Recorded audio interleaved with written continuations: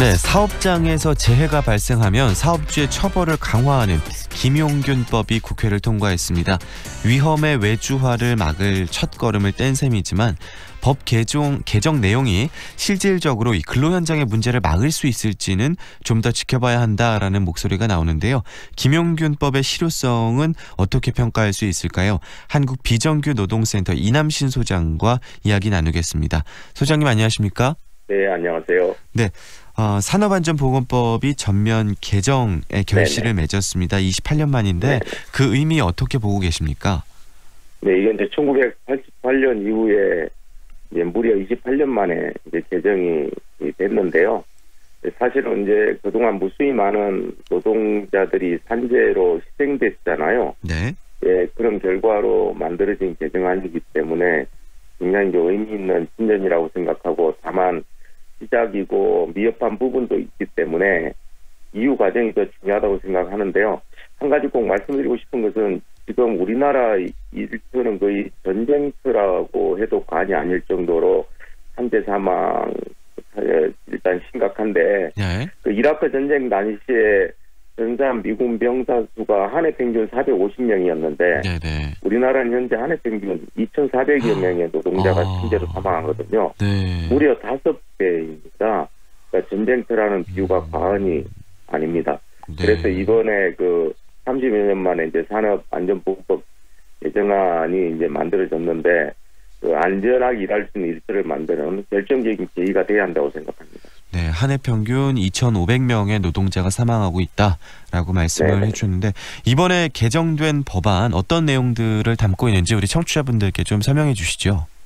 네, 가장 중요한 것이 이제 그 유해 위험 업무에 대한 이제 도급 금지였는데요. 네. 이게 이제 들어갔습니다.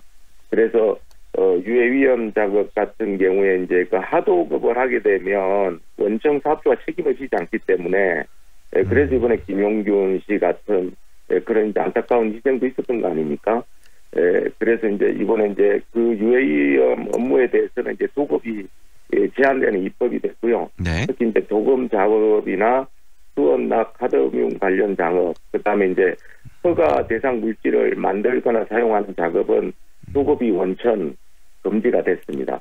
네. 그리고 원청 사업주의 책임이 강화되고 안전보건 조치도 확대가 됐습니다. 네. 그전에는 원청 사업장으로만 제한됐었는데 지금은 이제 원청 사업장이 지정하고 제공하는 장소도 다 포함이 됐고요. 네. 그리고 이제 기존의 22개 위험 장소에서 대통령이 지정하는 장소로 이제 확대가 됐습니다. 네.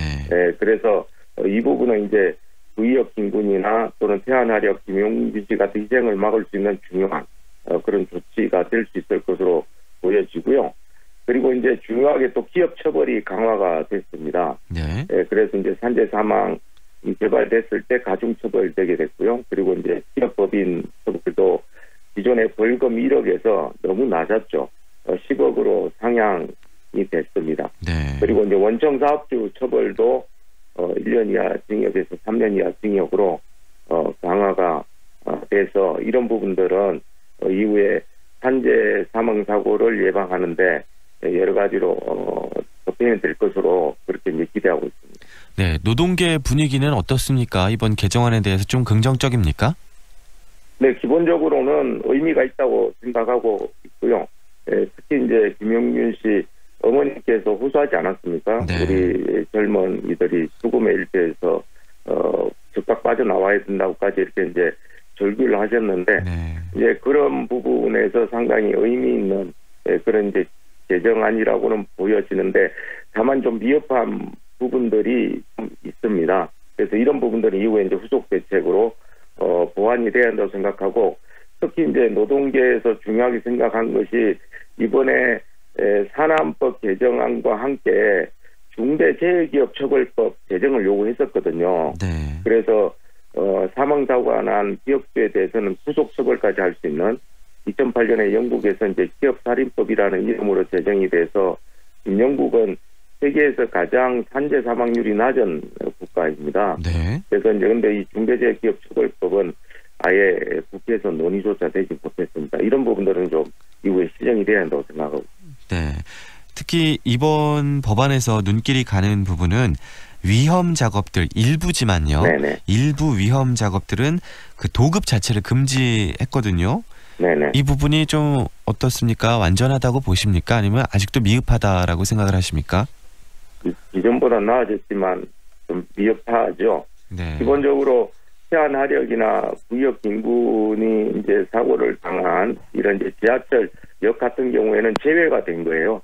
쉽게 얘기하면. 그래서 이제 화학물질, 그러니까 위험한 화학물질을 만드는 사업장에 국한해서만 이제 도급이 금지가 된 것이거든요. 네. 물론 그것은 이제 개선되긴 했습니다만 위험 물질을 다루지 않더라도 굉장히 위험한 작업이 우리나라에 많지 않습니까? 네. 또 그렇죠. 그런 부분에서 대부분 하청 노동자들이 사망 사고를 많이 당해왔거든요. 그 부분은 사실 이번에 도급 금지 대상에서 제외가 됐기 때문에 네. 미흡한 부분이 있기는 하고요. 네. 다만 이제 위험 장소가 대통령령으로 시정해서 안전보건 조치를 원청 사업주가 책임질 수 있도록 강화가 됐기 때문에 이제 그 부분에 있어서는 이제 개선이 됐습니다만 네. 위험의 외주화의 근본 원인인 도급과 관련해서는 이후에 좀 더 강화된 시정 대책이 필요합니다. 네. 아직도 보완해야 될 부분이 많다라고 해주셨는데. 맞습니다. 네. 이번에 그 야당 반대 때문에 네. 법안이 많이 후퇴한 부분이 있습니다. 네. 뭐 구체적으로 좀 더 변화가 필요한 부분이 더 있으시면 말씀해 주시죠. 네네. 기본적으로는 그 작업 중지와 관련해서 위험한 작업을 하다가 이제 대피하지 못한 채로 사고를 당한 경우에 이제 사업주가 원래는 형사처벌 될 수 있도록 되어 있는데 이런 부분들이 최종안에서 삭제가 됐습니다. 네. 원래 정부안에는 있었다가요. 그리고 법 위반 원청 처벌도 사실 좀 후퇴가 됐고요. 그래서 좀 전에 말씀드린 도급 금지가 좀 제한대로 된 부분과 함께 이런 부분들이 좀 한계라고 보여지고 네. 또 화학물질 정보 인터넷 공개할 수 있도록 해야 되는데 이 부분도 삭제가 되었어요. 네. 그리고 애초 정부안에는 이제 이런 그 사망 사고 시에 원청 사용자에 대해서 하한형을 둬야 된다. 그리고 징벌적 손해배상을 둬야 된다는 이제 초안이 있었는데 이 부분도 사실은 결국은 빠졌습니다. 그래서 네. 실효성이 저하될 것으로 좀 우려가 되고 있습니다. 네, 그렇군요. 뭐 말씀해 주신 대로 법안이 이제 좀 뭐 마련이 됐는데요. 이런 네네. 법률 개정안을 사업주나 기업가들이 얼마나 따라오느냐 이 네. 부분도 굉장히 중요한 문제일 것 같은데요. 네, 중요하죠.